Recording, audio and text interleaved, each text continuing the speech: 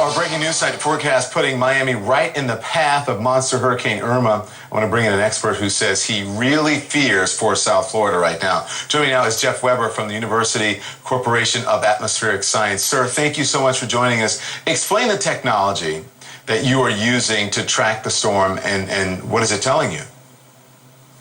Thank you for having me, Don. Fortunately, we have a brand new space observation platform called GO-16. And it's been able to give us this fantastic satellite imagery at finer resolution, both temporally and spatially, than ever before. This is really helping us look at the storm from a distance, but for close-up actions, we're also flying our planes into it and dropping dropsondes into the eye of the hurricane to help better understand the structure of the system. So how has it been with tracking Jose as well? Right, so we have a little tandem of hurricanes coming across the Atlantic right now. Jose on the heels of Irma. This is not completely unheard of. We see this occasionally in both the Atlantic and Pacific basins. But having these two storms together is allowing us to study both of them at the same time. Our aircrafts are flying into both of these systems, so we can get data sets from both of these storms at the same time. Yeah. So you said that you were really afraid for Florida right now. Why is that? Well, Don, this is one of the largest hurricanes ever in the Atlantic basin, not only in terms of pressure, but also in terms of wind speed. So we have not had a Cat 5 hurricane hit the United States land since Andrew. So it's been quite some time, and I think people have forgotten how deadly and how dangerous these storms can be. Currently, the models, both the European and the American model, have Irma kind of taking a dead hit on Miami.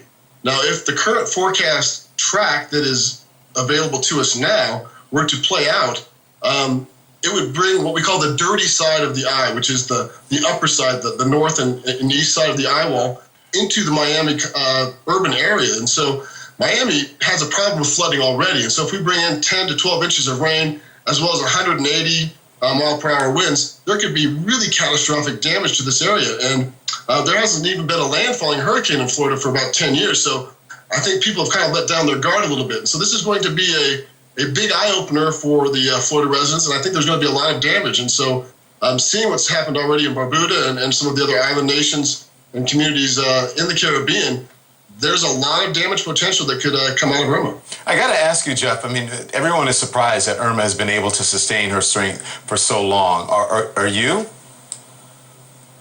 Well, I'm not surprised at all. This was how Irma was forecast, and the forecasting for hurricanes continues to get better and better, both in track and intensity. And Irma has been over incredibly warm waters, 88, 86, 90-degree temperature waters, which are very warm, abnormally warm for this time of the year, even though this is the peak hurricane season. And there's been absolutely no negative impacts from it. There's been no shear. There's been no interaction with major land masses. And so Irma has been able to take the energy out of the extremely hot oceans and not be impacted by either land masses, by either disrupting the eye, or by bringing in dry air off of these land masses as well. So Irma has kind of woven a straight line through the islands of the Caribbean, through the leewards, and over Hispaniola and Cuba, and has kind of dodged most of the land masses directly for the eye. And so it's been able to continue to keep up its strength and use that ocean's energy to keep its strength at a Category 5. And just in time to possibly hit southern Florida, right? It will hit southern Florida. The question is it going to be right in the middle of the peninsula on the east coast or on the west coast? Currently, the models are indicating a scenario where it will roll up the east coast, striking Miami almost dead on, and then coming slightly offshore before going back onshore, making another landfall near South Carolina and Georgia.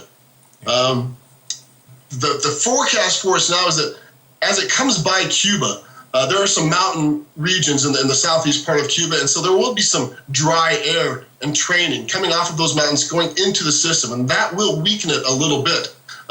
I don't think it's going to weaken it down below a major hurricane, and it probably won't weaken it below a Category 4. So we are currently forecasting a Category 4 landfall for the Miami area. Oh, goodness. Jeff Weber, atmospheric scientist. Thank you, sir. I appreciate it.